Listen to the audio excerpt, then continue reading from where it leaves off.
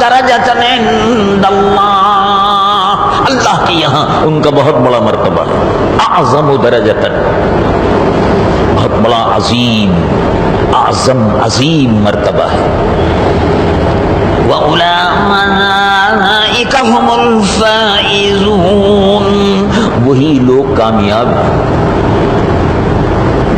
يُبَشِّرُهُمْ رَبُّهُمْ بِرَحْمَةٍ مِّنْهُ وَرِضْوَانٍ وَجَنَّاتٍ لَهُمْ فِيهَا نَعِيمٌ مُّقِيمٌ، اللہ ان کو بشارت دیتا ہے رحمت کی، اپنی رضا کی، اور جنت کی بشارت دیتا ہے ان مجاہدین کو کہ جو اپنا سر اللہ کی راہ میں قربان کر دے۔ تو نماز پڑھنے والے کو بھی جنت کی بشارت ہے، روزہ رکھنے والے کو بھی جنت کی بشارت ہے، اپنے دیدار کی بشارت ہے روزہ رکھنے والے کو، حج کرنے والے کو بھی جنت کی بشارت ہے، گناہوں کی معافی کی بشارت ہے۔ لیکن مجاہد کو بھی جنت کی بشارت بھی ہے، مگر اسی کے ساتھ ساتھ اور بڑی بشارت کیا ہے؟ اب اس سے اندازہ لگائیے آپ کہ مجاہد کا مرتبہ کیا ہے۔ اللہ کا بندہ اللہ کی دی ہوئی اس جان کو اللہ کی راہ میں قربان کرنے کے لیے، دین کی سربلندی کے لیے میدان جنگ میں شہید ہو گیا، اب اس کا مرتبہ کیا ہے؟ اب اس کا مرتبہ کیا ہے؟ اب آپ غور فرمائیے۔ یہ مضمون آپ سنتے رہتے ہیں، میں یاد دلانے کے لیے صرف عرض کر رہا ہوں، کوئی نئی بات نہیں کہہ رہا، قرآن مجید و فرقان حمید سے عرض کر رہا تھا۔ رب العالمین جل جلالہ عما نوالہ ارشاد فرماتا بلا تقولوا لمن يقتل في سبيل الله اموات بل احياء ولكن لا تشعرون، جو آدمی اللہ کی راہ میں، جو مسلمان اللہ کی راہ میں لڑتے ہوئے شہید ہو جاتا ہے جہاد کرتے ہوئے، وہ اس کو سمجھ لینا چاہیے کہ وہ، اور تم کو بھی سمجھ لینا چاہیے کہ وہ ہمیشہ کے لیے زندہ ہو گیا۔ شہید زندہ ہوتا ہے، یہ مرتبہ ہے۔ نماز کا بدلہ اپنی جگہ پر ہے، روزے کا اپنی جگہ پر ہے، حج کا اپنی جگہ پر ہے، لیکن سبحان اللہ، جو اللہ کی راہ میں جہاد کر رہا ہے، مجاہد میدان جنگ میں اگر شہید ہو گیا تو زندہ ہے، اور ہم کو حکم دے گیا چلیے یہ کہہ دیتے، یہ ارشاد فرما دیتا رب العالمین کہ وہ زندہ ہے شہید، چلو بھائی ٹھیک ہے زندہ ہے ماشاءاللہ، لیکن نہیں، ارشاد فرمایا خبردار خبردار، یہ ایسی ہی بات نہیں ہے کہ وہ زندہ ہے اور آپ یہ کہیں ہاں بھائی زندہ ہے لیکن مر تو گیا تھا، تو مرا تو تھا، گردن کٹ گئی تھی، مر گیا نہیں۔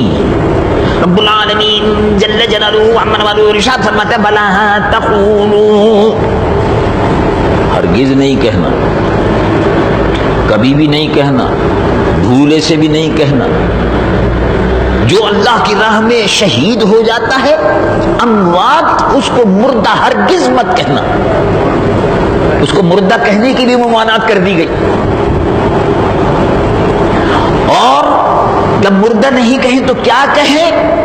تو ارشاد فرمایا یہ عقیدہ رکھو بل احیاء، وہ زندہ ہے، جو اللہ کی راہ میں جان دیتا ہے وہ زندگی پا لیتا ہے، جو اللہ کی راہ میں جان دیتا ہے وہ ہمیشہ کے لیے زندہ ہو جاتا ہے، اور اس کا مقام کیا ہے؟ مرنے کے بعد رب العالمین جل جلالہ عما نوالہ ارشاد فرماتا ہے بل احیاء عند ربہم یرزقون، اللہ کے یہاں اس کو رزق دیا جاتا ہے،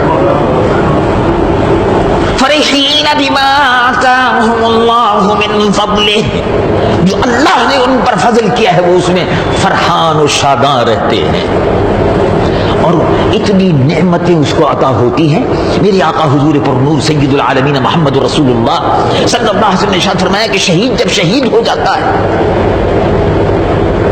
تو اللہ کے حضور میں شہادت کے بعد پھر عرض کرتا ہے کہ حضور ایک موقع اور دے دیجئے، جو لذت شہادت میں ملی ہے وہ زندگی میں کبھی نہیں ملی تھی، دل چاہتا ہے کہ پھر جاؤں اور پھر آپ کی راہ میں شہید ہو جاؤں۔ شہادت کا ایک مقام ہے، شہادت زندگی ہے، اس سے آپ جہاد کے مرتبے کا اندازہ لگائیے۔ تو صحابہ رضوان اللہ علیہم اجمعین بڑھ چڑھ کر حضور پر نور صلی اللہ علیہ وسلم کے حکم کے مطابق جہاد میں حصہ لیتے تھے، اور اللہ رب العالمین نے بشارت دی، ارشاد فرمایا تعداد تمہاری کم ہے،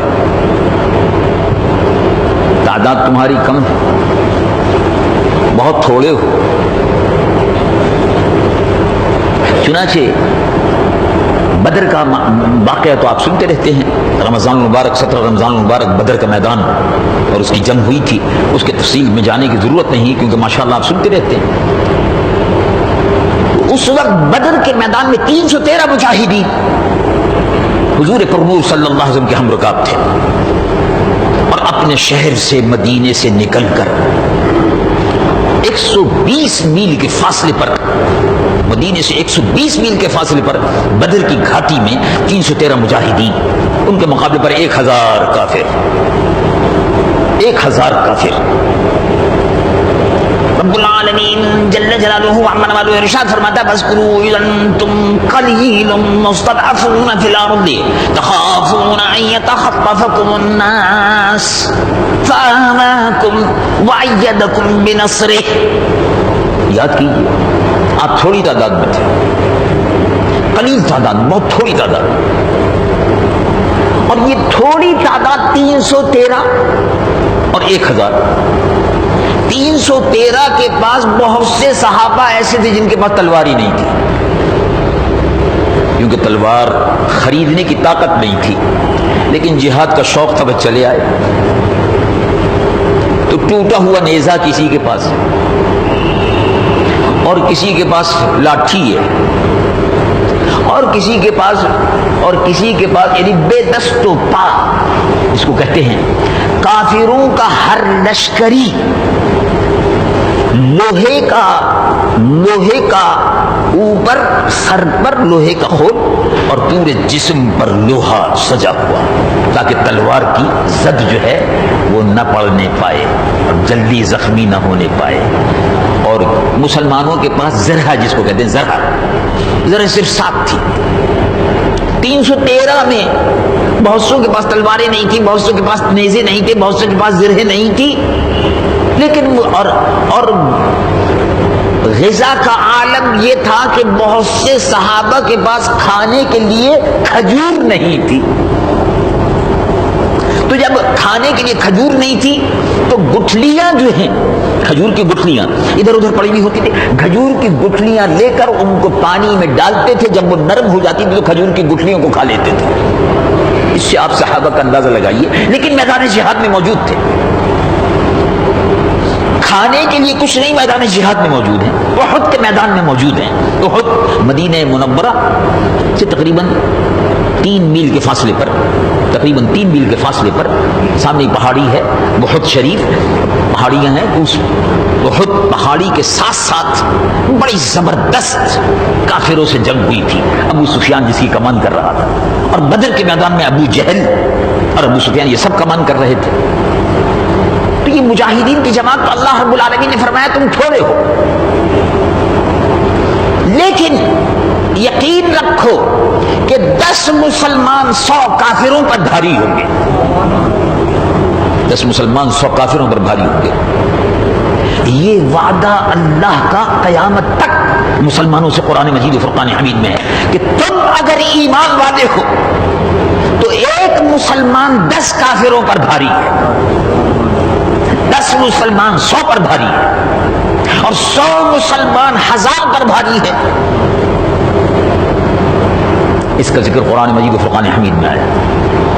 عشرۃ، 100، 1000، 100 اگر ہو تو 1000 پر، 10 اگر ہو تو 100 پر غالب آ کر رہو گے اگر تم مومن ہو، اگر تم مومن ہو۔ ایک صحابی رضی اللہ عنہ، دیکھیے ایمان، ایک صحابی رضی اللہ عنہ لڑتے کچھ تھک گئے، یا کچھ خیال آیا، لوگوں نے یہ سمجھا کہ ذرا تھک گئے تو سانس لینے کے لیے ذرا چلے گئے، آپ مسلسل تلوار چلا رہے تھے۔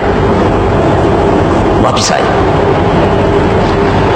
آئے تو حضور پر نور صلی اللہ علیہ وسلم نے ارشاد فرمایا، حضور صلی اللہ علیہ وسلم تشریف فرما تھے بدر کے میدان میں. کیسے آنا ہوا؟ ان کا بس حضور آپ کو دیکھنا تھا، دیکھنے کے لیے حاضر ہوا تھا. اب یہ آخری مارکہ ہے، جا رہا زندگی کا آخری مارکہ ہے. اللہ اللہ، کیا محبت تھی، یعنی یہ ایمان تھا. محبت رسول صلی اللہ علیہ وسلم کا چراغ، سرمایہ، حضور پرنور صلی اللہ علیہ وسلم کی محبت کو سرمایہ اور ایمان سمجھتے تھے، اور یہ سمجھتے تھے کہ اب زندگی کا آخری لمحہ ہے تو دیدار مصطفیٰ کر لو صلی اللہ علیہ وسلم. اسی طرح سے بعض واقعات ایسے ہیں کہ سبحان اللہ، صحابہ رضوان اللہ علیہم اجمعین کی محبت، یہ ایمان، اس ایمان کے ساتھ اگر جنگ کی جائے، محبت رسول اور عشق رسول صلی اللہ علیہ وسلم کے جذبے کے ساتھ اسلام کے غلبے کی، رسول اللہ کے لائے ہوئے کلمے کی برتری کے لیے جد و جہد کی جائے، یہ مجاہد ہے. اور کس قسم کے مجاہد تھے؟ حضور پرنور صلی اللہ علیہ وسلم نے بدر کے میدان میں حکم دیا، صبح ہوئی اور صبح ہی تو فرمایا صفیں درست کرو. میدان جہاد میں جس طرح سے اس زمانے میں لڑائی ہوتی تھی، اور آج بھی صف اگر درست نہ ہو میدان جنگ میں، اور تتر بتر ہو، دو پیچھے ہیں، دو آگے ہیں، دو ادھر ہیں، دو ادھر ہیں، جنگ تو نہیں ہو سکے گی. صف پوری مضبوط ہو، کأنہم بنیان مرصوص، سیسا پلائی ہوئی دیوار کی طرح سے صفیں درست ہو. اسی لیے نماز میں صفوں کے درست کرنے کا حکم ہے. ہم میں سے بہت سے حضرات، میں بھی شامل ہوں، ہم غفلت برتتے ہیں. کوئی ادھر کو کھڑا ہو گیا، کوئی ذرا ادھر کو کھڑا ہو گیا، بیچ میں جگہ خالی ہے، اس کا اہتمام نہیں کرتے کہ مل کر کھڑے ہوں، نہیں کرتے. حضور پر نور سید العالمین محمد رسول اللہ صلی اللہ علیہ وسلم نے فرمایا صفوں کو سیدھا رکھو، شانے سے شانہ ملا کر کھڑے ہو. اگر درمیان میں فاصلہ رہے گا تو بیچ میں شیطان موجود ہوگا. شیطان کو بھگانے کا طریقہ یہ ہے کہ کندھے سے کندھا ملا کر کھڑے ہو جاؤ. کندھے سے کندھا ملا ہوا ہے مطلب یہ ہے کہ تمہارا کندھا اور شانہ بھی ملا ہوا ہے اور تمہارا دل بھی ملا ہوا ہے، ورنہ منتشر ہو جاؤ. اب دوسری بات یہ ہے کہ جب کندھے سے کندھا ملا ہوا ہے، کیا عجب ہے کسی بھی ایک نمازی پر اللہ کی رحمتوں کا نزول ہو رہا ہو تو تم بھی اس میں شامل ہو، تو تم بھی رحمتوں کے حصے دار بن جاتے ہو اور شامل ہو جاتے ہو. اس لیے صفوں میں صفوں کو سیدھا رکھنا، شانے سے شانہ ملا کر کھڑا ہونا، صفوں کو بالکل سیدھا رکھنا، یہ بڑی اہم سنت بھی ہے. اور جنگ کے میدان میں حضور صفیں درست فرما رہے ہیں. صفیں درست کرو. کافروں کی فوجیں لگ گئی تھی سامنے، مکے سے جو 1000 کافر آئے تھے ان کی فوجیں لگ گئی تھی. صفیں درست کرو. تیر حضور کے ہاتھ میں تھا، دست مبارک میں، تو تیر سے صفوں کو درست فرما رہے تھے. تیر سے صفوں کو درست فرما رہے. ایک صحابی رضی اللہ عنہ وارضہ کا نام ہے سواد، ان کا نام تھا سواد، حضرت سواد رضی اللہ عنہ. وہ ذرا تھوڑا سا آگے تھے، ذرا تھوڑا سا آگے. حضور پرنور صلی اللہ علیہ وسلم صفوں کو درست فرماتے ہوئے تشریف لا رہے تھے. نماز میں بھی حضور پرنور صلی اللہ علیہ وسلم صفوں کو درست فرمانے کا بڑا اہتمام فرماتے تھے. استوو، صفوں کو درست کرو. رحمکم اللہ، اللہ تم پر رحم فرمائے. معلوم ہو صفیں جو صف درست ہوتی ہے، سیدھی ہوتی ہے، شانے سے شانہ ملا ہوا ہوتا ہے، اس پر اللہ کی رحمتوں کا نزول ہوتا ہے. اور یہ نماز کا حصہ ہے. ان تسویۃ الصفوف من اقامت الصلاۃ، نماز کا حصہ ہے. تو صفوں کو میدان جنگ میں حضور درست فرما رہے تھے. اللہ اللہ، کیا ایمان کا رشتہ ہے. دیکھیے درست فرما رہے تو حضرت سواد ذرا آگے تھے، تو تیر مبارک جو حضور کے دست مبارک میں تھا اس کو یہاں پیٹ پر رکھا. کہا سواد مکانو کا یا سواد. حدیث شریف کی جو عبارت ہوئی ہے کہ مکانو کا یا سواد، بعض عبارات میں آتا ہے مکانکم، بات وہی ہے، مطلب وہی ہے. مکانکم یا سواد، سواد اپنے مکان پر، اپنی جگہ پر. یعنی مطلب یہ ہے کہ صف میں شامل رہو، آگے نہ بڑھو، صف بالکل سیدھی ہو۔ تو تیر جو تھا وہ ان کے پیٹ پر رکھا حضور نے ذرا سا ان کو، فوراً انہوں نے عرض کیا کہ یا رسول اللہ اوجعتنی، حضور آپ کا تیر جو ہے وہ میرے پیٹ پہ لگا، مجھے تکلیف پہنچی، مجھے تکلیف پہنچی۔ اور ظاہر ہے اب تکلیف پہنچی ہے تو حضور آپ کا تیر لگا ہے تو اس کا بدلہ تو ہونا چاہیے۔ کہا بے شک، اللہ اللہ، قربان جائیے، اگر اس طرح سے کوئی سپاہی اپنے کمانڈر سے آج کی دنیا میں اگر کہہ دے تو سپاہی کو سزا ملے گی، ان کو بولنے کا حق نہیں۔ کمانڈر ان چیف نے جو کچھ کہا وہ صحیح کہا، جو کیا وہ صحیح کیا۔ اللہ کے محبوب صلی اللہ علیہ وسلم نے ارشاد فرمایا، جب انہوں نے عرض کیا اوجعتنی یا رسول اللہ، اللہ کے محبوب صلی اللہ علیہ وسلم نے ارشاد فرمایا بدلہ لے لو، قیامت کا انتظار نہ کرو، یہی بدلہ لو۔ معلوم یہ ہوا کہ قیامت کے بدلے سے بہتر ہے دنیا میں بدلہ دینا۔ لوگ دنیا میں بدلہ نہیں دیتے، اس کو درگزر کر دیتے ہیں، قیامت کے دن اس کا حساب بہرحال ہوتا ہے۔ تو یہ تو جان بوجھ کر تو نہیں تھا، جان بوجھ کر کوئی مسلمان کسی مسلمان کو اگر نقصان پہنچائے تو اس کا قیامت میں اس کو حساب دینا ہوگا۔ کوئی مسلمان کسی مسلمان کو گالی دے اس کا حساب دینا ہوگا، کوئی مسلمان کسی مسلمان سے بدعہدی کرے اس کا حساب دینا ہوگا، کوئی مسلمان کسی مسلمان کی عزت و آبرو پر حملہ کرے اس کا حساب دینا ہوگا، اس کا گناہ جو ہے اس کو بھگتنا ہوگا، اس لیے کہ وہ تو روز جزا ہے اور یہ حق العباد ہے، یہ حق العباد نہیں تھا، لیکن اللہ کے محبوب صلی اللہ علیہ وسلم نے مثال قائم فرمائی، بدلہ لے لو۔ اور فوراً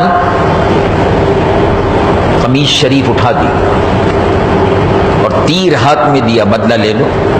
اللہ، حضرت سواد جو تھے آگے بڑھے اور آگے بڑھنے کے بعد حضور کے یہاں جیسی ہی قمیص شریف اٹھائی فوراً آگے بڑھ کر بوسہ دے دیا، بوسہ دے دیا، لپٹے رہے۔ اس کے بعد ہٹ گئے۔ سواد تم نے یہ کیا کیا؟ کہا حضور اب آرزو یہ تھی، اب تو میدان جہاد میں ہے، زندگی کا آخری حصہ ہے، اب یہ میدان جہاد میں اب زندگی ختم ہو رہی اور آرزو ہے شہادت کی، تو دل چاہتا تھا کہ آپ کے جسم سے میرا جسم مس ہو جائے۔ جب آپ کے جسم سے میرا جسم مس ہو جائے تو جس کا جسم آپ سے لگ جائے اس پر جہنم کی آگ حرام ہوتی ہے۔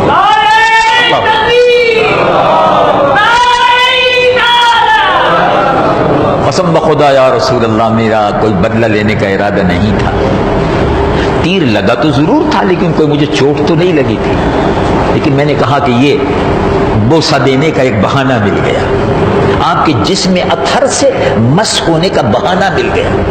تو حضور کے جسم اطہر سے، آپ کے جسم اطہر سے میرا جسم لگ گیا، جو جس کا جسم کا حصہ یا کسی چیز کا بھی حصہ جب آگ سے لگ جائے تو دوزخ اس کو جلا نہیں سکتی۔